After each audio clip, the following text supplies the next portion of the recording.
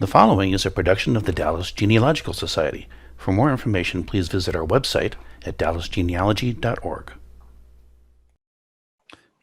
Well, good morning, everybody. I am so excited you're here to hear Hayden and Barry Sage's program today. And before I introduce them, I want to let you know how we became aware of Hayden and Barry's story. So one of our Dallas Genealogical Society members, Susan Rainwater, who is also our treasurer, Susan saw Hayden and Barry's article that was featured in D Magazine on September the 16th, 2020. And it was Susan that recommended that we invite Hayden and Barry to come and talk about their story today. So I do want to encourage you, if you guys think about speakers that you may want to have in the future, you can go on the dallasgenealogy.com website and recommend speakers, because this is a great way to share stories like Hayden and Barry's.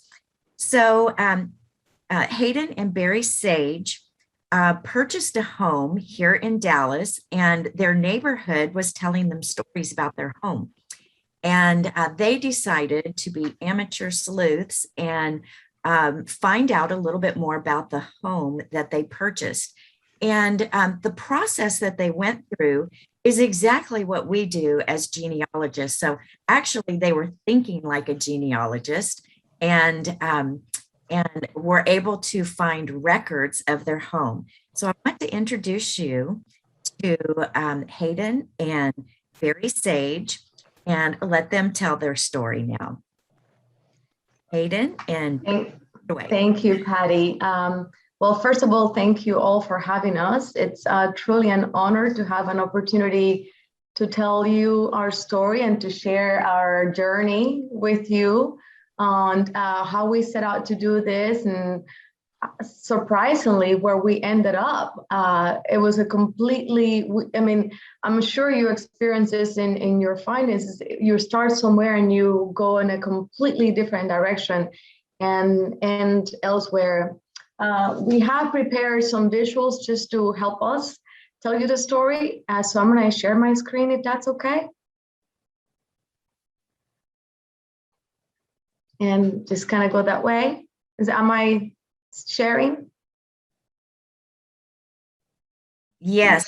Yes. Okay, great. So we purchased this house in the Belmont neighborhood in 1997, when our realtor wasn't sure that we were doing the right thing. It's in East Dallas, and back in the early to late 90s, it was probably not the best place to be, but Barry brought me to this area for my birthday one time, and I fell in love with the neighborhood because of my background. It's a small neighborhood in East Dallas between Skillman and Greenville Avenue, Orem, and Llano, which I call Llano because I was born and raised in Cuba. So that, you know, when we came to the neighborhood and I saw the wide front porches, the big trees, the old homes, I was in love. I was taken back home and I wanted to be part of this area. I wanted to be here. So we bought our home, always with the dream. We bought all we could afford, which was none of the houses I liked, but we could afford it. So always with the hope that one day we would be able to have a big front porch and have a second floor where kids could come around the stairs. I could be cooking for everybody. And that was our dream. And I'm telling you this because I want you to have context as to how everything started. So we also love the fact that the neighborhood had a lot of history. What we knew and were told at the time and for very many years is that this neighborhood was founded by August Belmont Jr. if I'm sure you all know, Belmont was a New York financier who played an essential role in developing the New York subway. And his father, August Belmont, founded the Belmont Stakes. So there, hence the name Belmont Conservation District. The story said that this originally belonged to Walter Caruth, part of the Caruth land, and the August Belmont bought the land from Caruth and planned to expand the sidewalks, plant a lot of trees, put in the railway through here, and just make a great, luxurious neighborhood in the area. So that's what we heard at the time, and for very many years, and we loved that. We thought it was great, right? Right. And then what happened from there is I started realizing that Walter Caruth actually owned a huge swath of land to the west of us. And it was a house that they called Bosque Bonita. What does that mean? It's a beautiful forest. Yeah, so Bosque Bonita. And I was wondering why he would sell this portion of land off for them to develop into almost 550-foot wide lots where they would build homes, when he, obviously, I don't know if you know that much about the Caruth family, but they didn't need the money. They had a lot of land and a lot of money. And I personally wouldn't have wanted so many people next to my farm if I had all that land. So I started reading a little bit about the Caruth family. Yeah. And I saw an article in the magazine, and it was called The Caruth Saga. It's a really interesting story if you get to that. Yeah, and the Caruth Saga, there was no mention of anything other than what we already knew, that the Caruth owned it, that all the land around here was that. But really what happened, I'm going to go back just for a second, is that in 2004, things started to change in the neighborhood. And all of a sudden, the old houses began to be torn down, and builders came in, were buying the lots for, at the time, $87,000, $77,000, and building new homes. But they were building more than modern, northern-looking architectural styles. At the time, we called them McMansions, if you remember the term, or Plano homes. And that was fine until there was a lot of that happening. So our neighborhood got together, and we decided to become a conservation district.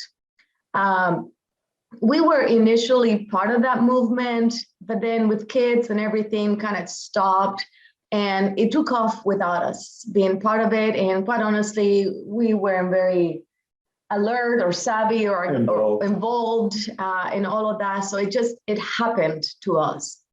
And what happened is that when we came back in the 2016, 2017 to finally try to build our home the way we wanted to, we realized that the restrictions in the conservation district prohibited us from putting a second floor on our home that was a full, we could only do a pop-up bungalow.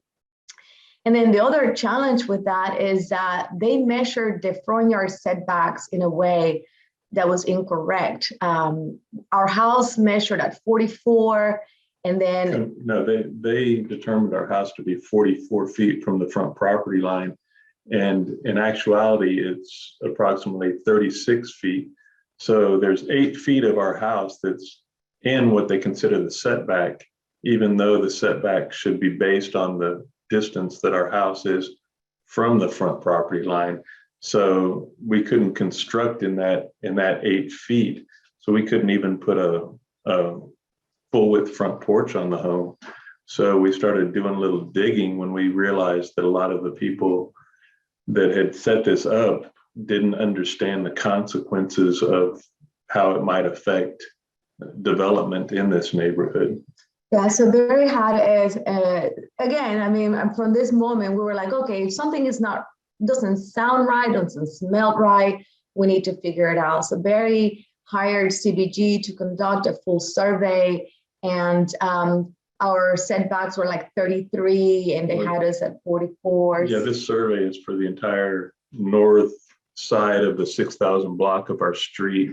And the way these setbacks were determined was an average of the original homes on the block. They would take the distance from the front property line to the structure, and that was set as the property line. Well, they were measuring to the first time they're siding on the house, whereas the city of Dallas measures to the first time the structure raises more than 6 inches off the ground. So that includes your front porch and your stairs. And so that's what got left out of our original calculations. So, and that's why there's a problem. So that context, just to let you know that our dreams of the big front porch and the old trees on the house and all that was kind of like, oh, we can't do any of that. And it's because there's errors, there's incorrect information. So that sort of got us to start the research. This is when Barry read the article, and I took it upon myself to learn about August Belmont, and we couldn't find anything like that. We also, this kind of situation then is what sparked that curiosity. Our dream just kind of made this curiosity into a mission, and we just full-blown dogs on a mission pretty much. And we went and started picking up every single book that we could find, learning not only about the history of the home and the neighborhood, but also historical context. Because if you drive our neighborhood, you can see that there are bungalows, there are big prairies, there are big colonial revivals, it's a blend, it's a very mixed pot of types, shapes, styles, setbacks, all of that. And the sad thing that is every single one of these books we read, including the Preservation Dallas, the Dallas Then and Now, Lost Dallas, all of those books, very little information was there about our neighborhood. And what was there was the same story about August Belmont being the developer and the owner of our neighborhood. Anything here you want to add? No, I just want to say that, so Hayden took a class in Preservation Dallas about how to Historic homes. Yeah, how to research information. And she came across how to research for information in old Dallas Morning News articles through the Dallas City Library. And she taught me how to kind of navigate that. And so the articles that I was pulling up showed that the electric cars that are like the trolleys didn't even come into this neighborhood, which was supposedly in early 1890s, but they actually weren't even here until the mid 1920s. So 30 years later, when we started realizing that none of these stories that have been perpetuated were accurate, then that's when I started going through the old deeds in the city of Dallas to find out who. I tried to do a direct line on my home all the way back to the original survey. And it was originally owned by a guy named Alan Beard, which was part of the Peters Colony. I'm sure you guys are all aware of what Peters Colony was. And they were land grants that were given if you would settle a certain amount of acreage in a particular area. Yeah, we basically kind of looked at each other and said, well, if none of these books, none of these stories will add up, and none of them stories give us clarity, what do we know for a fact? What do we know that is not a memory, a story, a book, somebody's idea? What do we know for a fact? And we said, well, we know that we are part of the Alan Beard survey. That is a fact. And we didn't even know what the Alan Beard survey was at the time, but that's where we started, with the one piece of information that we know was accurate. So we went to track the Alan Beard survey, And we learned about land grants. We actually had conversations with the Texas General Land Office, and they got us the records for the Allen Beard survey. We learned about first-class land grants and second-class land grants. And Allen Beard, do you remember what he was? A second class, right? I think he was Third class. Yeah, possibly. I don't recall for sure. And he didn't get all of his land in one spot. He got 160 acres. 288 here, and some in Fort Worth. Yeah. But I think overall he got 800 acres. Is that accurate? I think 640 perhaps. That's how. Yeah. So anyways, we're like, okay, we know that. We learn about land grants. We now have records of how he was given land from the Peters Colony, which is a couple of times a first contract and a second contract. So Dallas was part of what was called the old Nacogdoches County. You can see Dallas was there. So this was all a big county.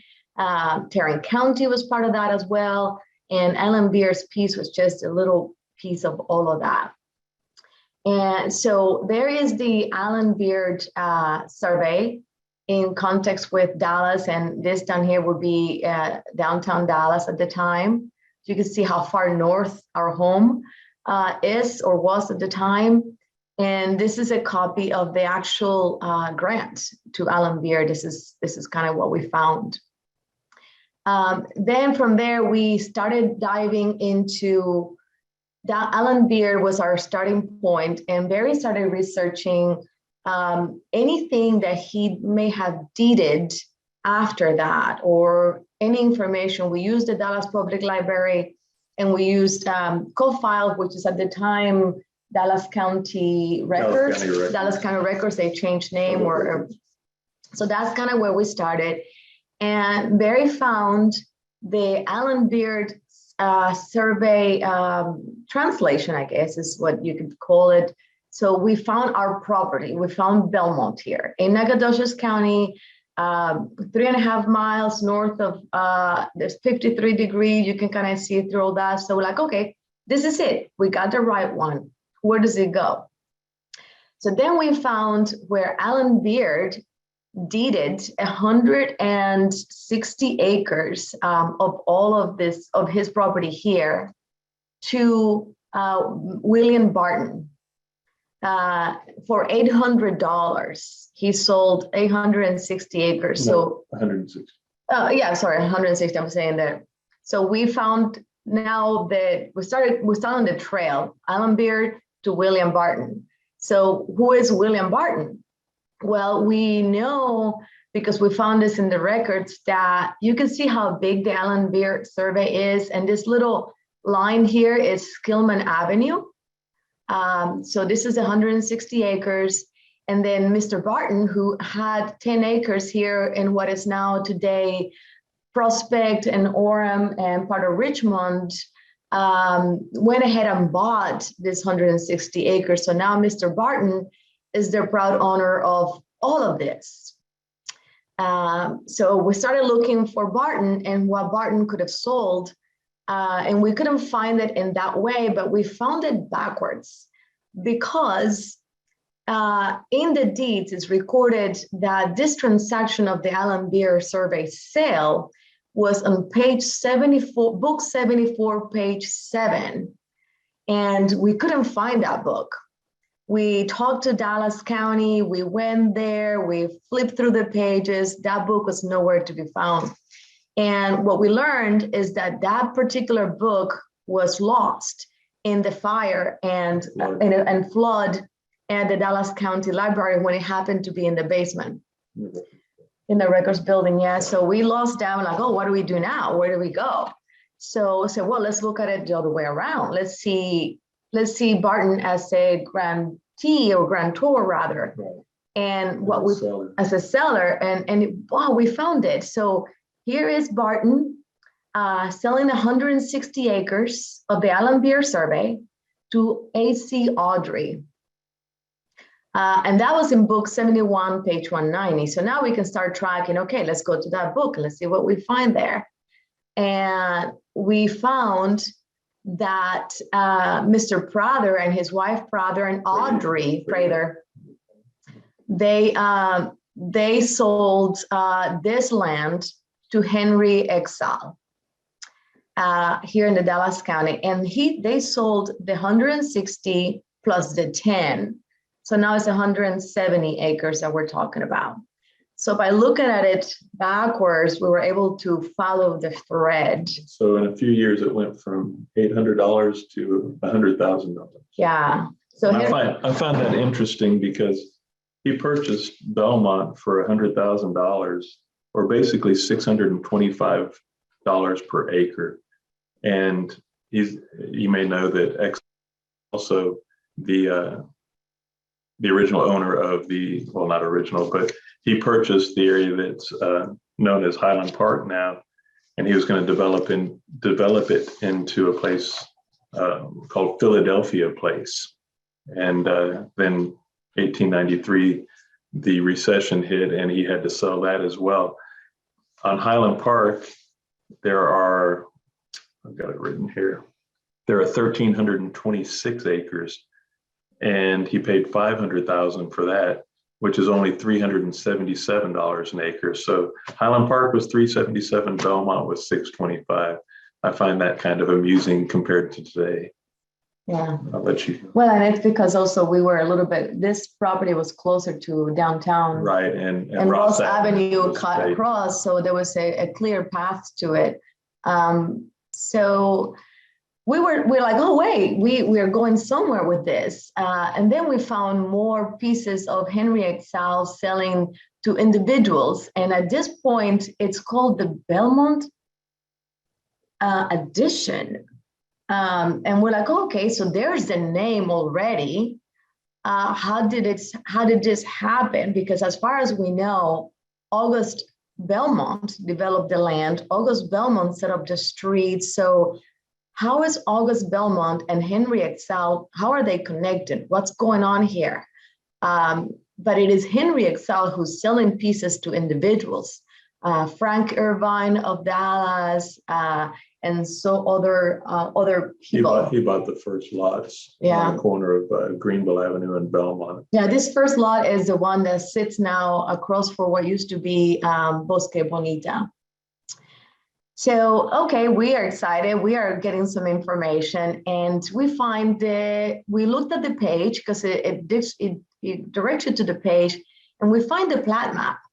So here is the Plat Map of the neighborhood. There's Bosque Bonita. This is Greenville Avenue. There's Belmont, there's Golia, there's Palo Pinto.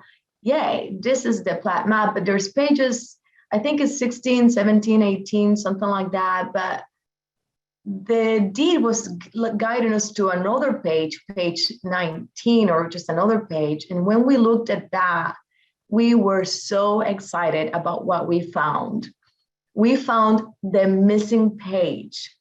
And this missing page clearly has the restrictions that Henry Exal, in his own hand print, is dedicating, is adding this neighborhood to the city of Dallas and dedicating the alleys and the streets to the city to become this an addition to the city of Dallas. And we were happy to even see, how the pages were folded. And this is what everybody had always seen, but the page has just been missing, because if you look at it, it almost looks like everything is contained in this map. Everything's there except for dedication. And we're like, okay, this is it. Henry Exal is the one that on May 1st of 1890 plotted this neighborhood and made it an addition to the city of Dallas.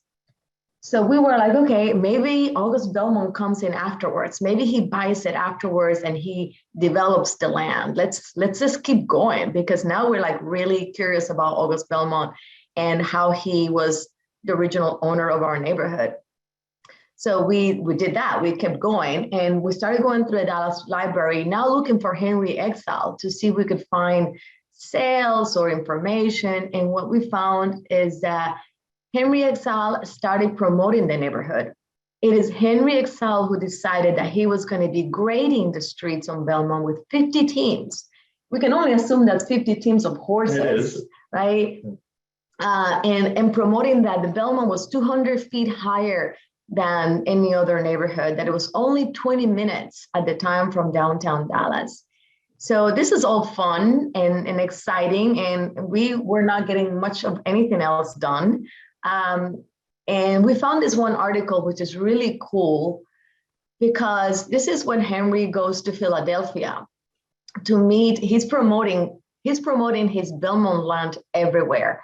He goes to St. Louis. We found articles of him going to St. Louis and talking to Adolphus Busch.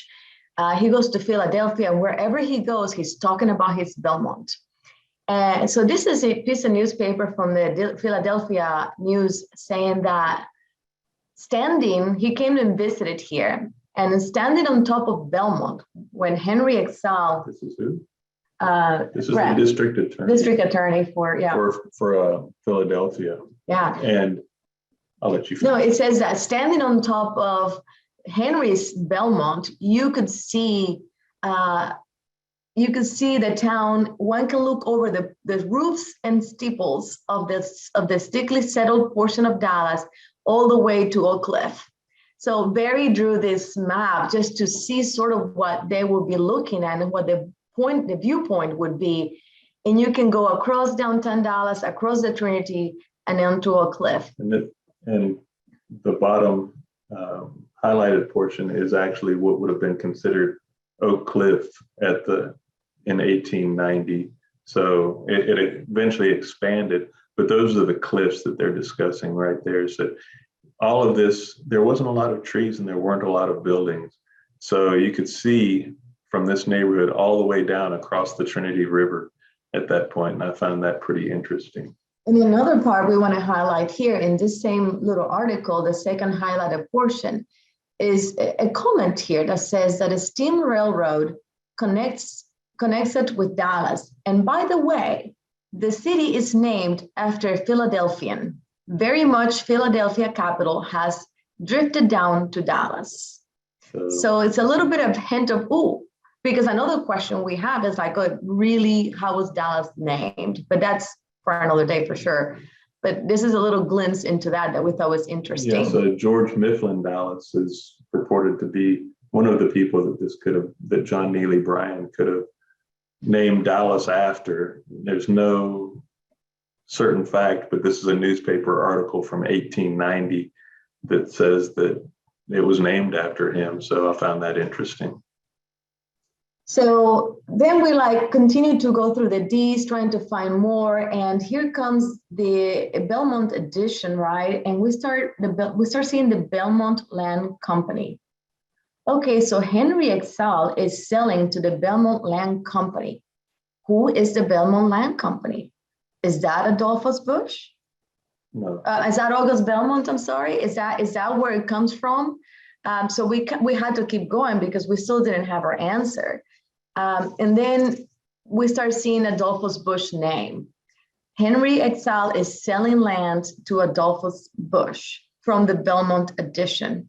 Okay, wow, this is a new name. This is something completely different. You all know Adolphus Busch from the Adolphus Hotel in Dallas. We're like, okay, this is Anheuser-Busch. Yeah. So, okay, different hole. Here we go, right? So we found this, looking for Busch, we found this map. This is the Belmont Suburban Edition. And I think you can see in pen, the lots and blocks have names, but the ones that don't have names, it all say A. Busch, A. Busch, A. Busch. Here's the second page, A. Busch, A. Busch. So everything that individuals had purchased don't have that, but everything else reverted to Adolphus Busch, because Adolphus Busch financed this, the $100,000. We actually found a newspaper article where Henry Excel, it was from a St. Louis newspaper that said that Henry Excel had been up there and gotten money quietly and had gotten the money to purchase land in Dallas and had quietly left town and was on a train back to Dallas. So And the dates on that coincide with exactly when the deed for this land was purchased or was later in recorded. our research, we found the actual document that describes how that happened. But at this point, we were like, oh, Adolphus Busch owns everything except some lots that people individually purchased from Henry Excel. So we're like, okay, where is the Belmont Land Company here? So we started looking for the Belmont Land Company. We started looking at the directories of the times, looking for names, looking for people. And in our search, we came across the tradesman. And I'm sure all of you are familiar with the tradesman. We were not at the time. And we found the tradesman in Google Books. And we started searching through the tradesmen and doing some searches there. And in the tradesman, we find the Belmont Land Company. They was created by, it was incorporated by Rhodes S. Baker, Ben T. Say, and Jeff Robinson for $40,000 in capital. And so they are the ones that became the Belmont Land Company. And as we go back through, the Belmont Land Company is buying things from Adolphus Busch, from Henry Excel. They're basically buying and assembling all the lots in this area. Here's some of the original architectural homes of the neighborhood. This is sort of how the neighborhood started. Here's Say, Robinson, and Cranfield. Here's Robinson again. This is them promoting the neighborhood. This is before they were promoting as themselves, but then later on we started finding the Belmont Land Company. We started finding advertisements. Hannah and Kendall come in as the realtors for the area. So we started finding really awesome pieces. It became really, really fun to see some of the old advertising pieces. Still, every time somebody made a new marketing material, Belmont kept on getting higher and higher. It went from 150 feet above 200 feet to 300 feet above. It just kept getting better, right? Because it was breezier up here. So there was a nice breeze, there was trees, it was clean in comparison to downtown Dallas. And it just, you know, there's a plethora of this awesome marketing materials that we were able to find. So in doing all of this, we started talking to neighbors. You've all probably experienced resistance from people who you can find all the facts in the world, you can find all the maps in the world, and they still don't believe you. So as we shared our story with people in our neighborhood and shared some of the pieces we found, they were like, yeah, prove it, right? So we like, okay. And in one of those conversations, we came across a neighbor who family has owned land here forever. And that neighbor said, you know what? I think my family has something like that in the gun safe. So we begged him and all that. And finally he found us and lent us an original abstract of title for his home. And in this abstract of title has the survey, the layout, an abstract of title, who bought it, Henry Excel, from Barton it goes to from Audrey. It had everything. And what we learned here is that since Adolphus Busch originally lended the money to Henry Excel, but when the panic of 1893 happened, everything came to a stop. And this land was auctioned at the Dallas courthouse steps. And Adolphus Busch was the highest bidder. He bought it back. And then when he died, he granted it to his son, August Busch. So we think that the problem somewhere down the line was August Busch versus August Belmont. And the fact that Henry Excel is known for horses and horse breeding and the Lomo Alto farm. So all of those connections just kind of got commingled, really.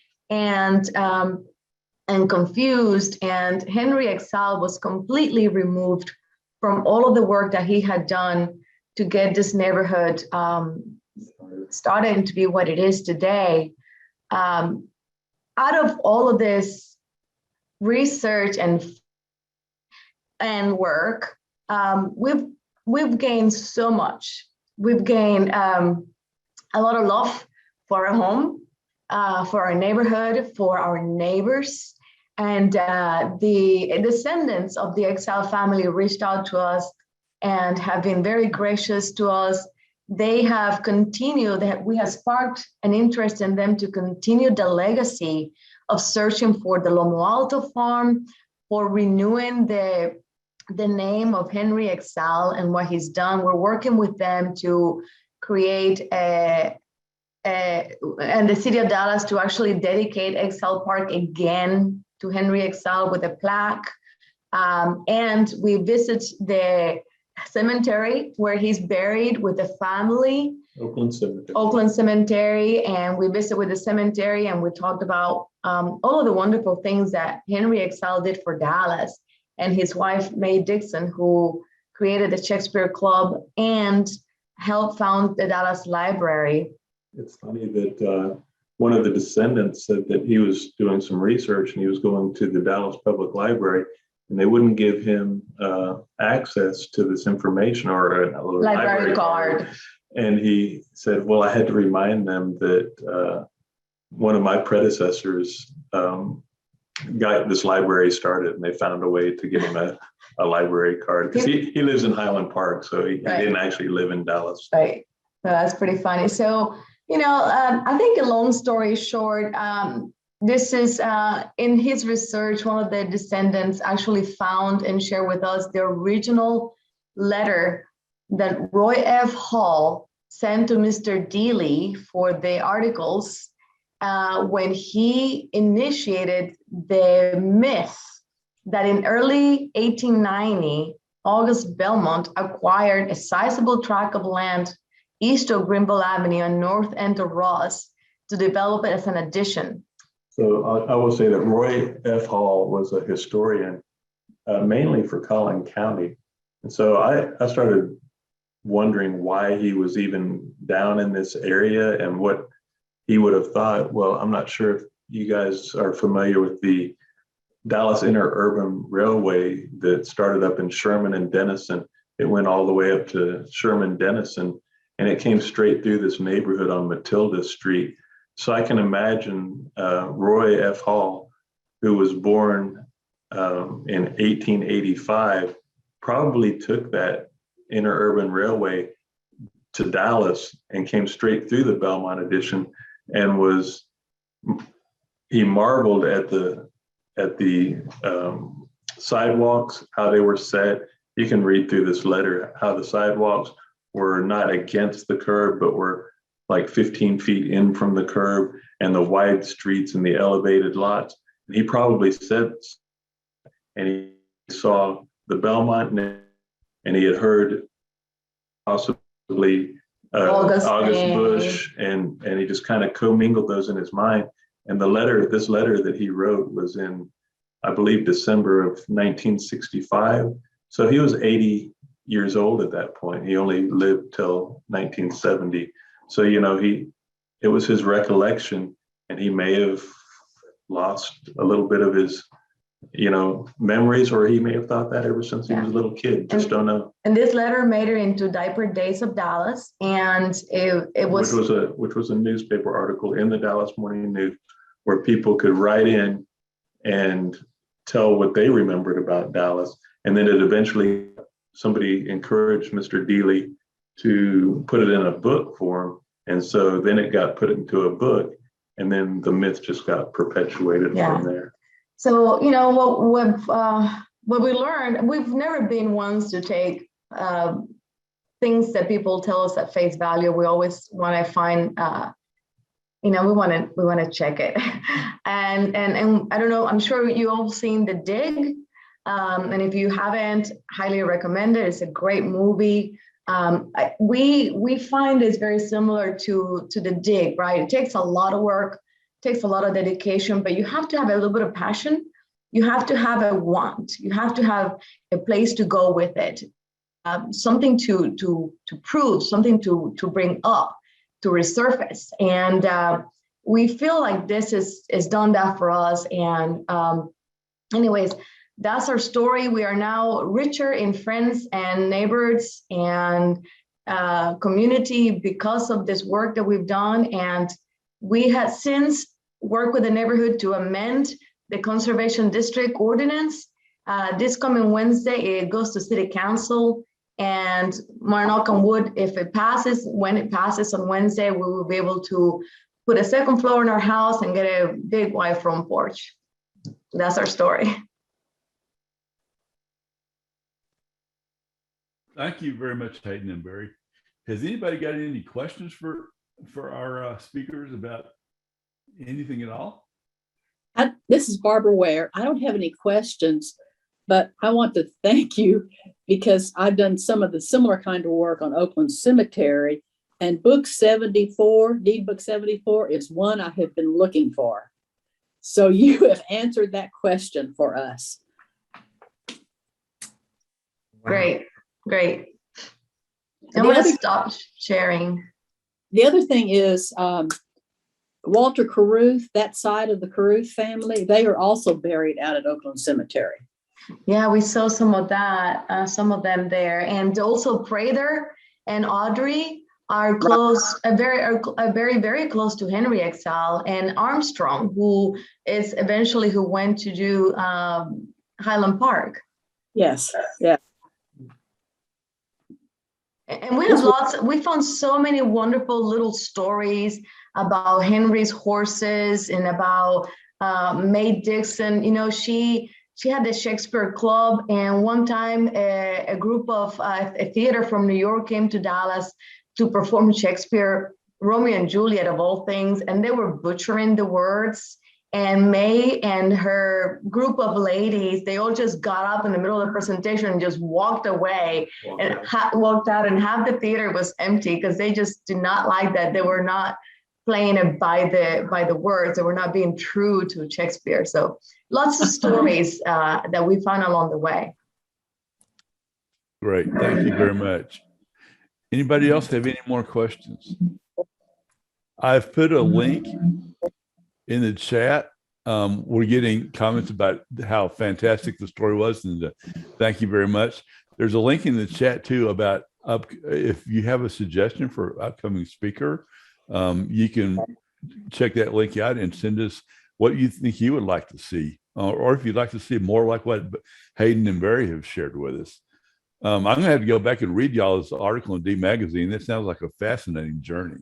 I recommend the Carruth Saga for people that haven't seen that yet. That's a really interesting article. And it's just funny to show, you know, just like what you said, Hayden, that as genealogists, we can't really take anything for face value. You know, I mean, you tell me something, that's fine, but show me the evidence. Right. Show me your documentation about what you've discovered. So I will say that I was looking up this morning just to kind of refresh my memory. And they say that Mr. Exile moved here I've got it written down here. Moved here in 1877, moved to North Texas, actually in Fort Worth, and started a cattle business. But then, he made a business trip where he discovered Texas in 1877. But then he said he had started a cattle company here a year previous to that in 1876. And it just doesn't make sense. That's when you need to, to really get to the bottom of what's going on there. Well, and I'd like to add that really Barry did a lot of the hard work, because, we kind of play off of each other. He's the guy that will not leave the computer and will continue to look. And she would tell me to quit going down those rabbit holes. I'm like, don't go down the rabbit hole. So both of us to do that. And he will get excited about his story. I say, yeah, that's a great story, but it doesn't prove what we're trying to prove. Yeah. Let's get the facts. But those rabbit holes are so interesting. Yeah, like the train in this neighborhood. Supposedly this rail cars are already through here. And it took people from Belmont and Vickery Place fighting. They said a spirited meeting at the Hockaday School to fight with the city because it was their right to have a through train to this neighborhood. It was their right to have cheap transportation into this neighborhood. And then cars kind of put that aside. And I'll be like, okay, where's the Belmont Line Company? Anyway, Thank you for having us. You're welcome. Well, thank you very much. It was a great presentation. I have a question. All this work you've done, have you put it in the library so that other people can see it? I mean, you've done a lot of work here, a lot of documentation. Thank you. No, I haven't. And I've got a file with probably we 150 documents Yeah. about this neighborhood that it's just sitting in a file on my computer. Yeah. It's probably about to crash and it'll all go away. No, I actually put everything into a Google Drive, and I share some with the administrators of our web page, but we don't know how to share with the Dallas Public Library or where to deposit it. So if there's something that we can do, I would love to organize it and compile it and share our stories. I mean, we're glad to get some guidance on that. Well, they have a vertical file in the archives on the 7th floor, and they have all different kinds of subjects there. So that would be the place I would recommend. Okay. That you get with Misty, I think's the interim head now, and talk to them about how it should be set up and Okay. Thank you, Barbara. Yeah, thank you for that. Another thing that we did is we had to go, we went ahead and took it upon ourselves to update the Wikipedia pages about the neighborhood, talk to Dallas Preservation to make those changes, and talk to our neighborhood association, which was reluctant to make the changes until we provided all of the documentation, which we did. But we still feel like there needs to be a Wikipedia page about Henry Exal and Mae Dixon. Those characters are not established, and it's some work that needs to be done for sure. Yeah. Well, maybe after y'all get through remodeling your house, you can write a book. There we go. That'd be a lot of fun. Thank you. Thank you so much. This was just fantastic. And I'm so appreciative that you guys did not give up. You kept digging and to find the answers that you were looking for. And I love the fact that you said you've become richer as a part of this journey, and met so many additional people and learned so much. And what a fantastic journey you guys have been on, and to share that with us has definitely been an inspiration today, and we thank you very much for sharing. Yes. Thank you so much for having us. You're welcome. Thank you for coming. Okay, everybody, I want to thank everybody for attending today's meeting. We're glad to have all of you. I want to invite you back for next month when Paula Perkins talks to us about orphan trains. And be sure to check out the special interest groups that are meeting during November and December, and see if there's something there that would interest you as well. And I want to wish you all a great afternoon. Thank you, Jim. You're welcome. Thank you, Patty. This has been a production of the Dallas Genealogical Society. If you're already a member, thank you. Your fees have been supporting these and other society activities. If you're not yet a member, please consider joining now. Go to dallasgenealogy.org and click on the membership tab.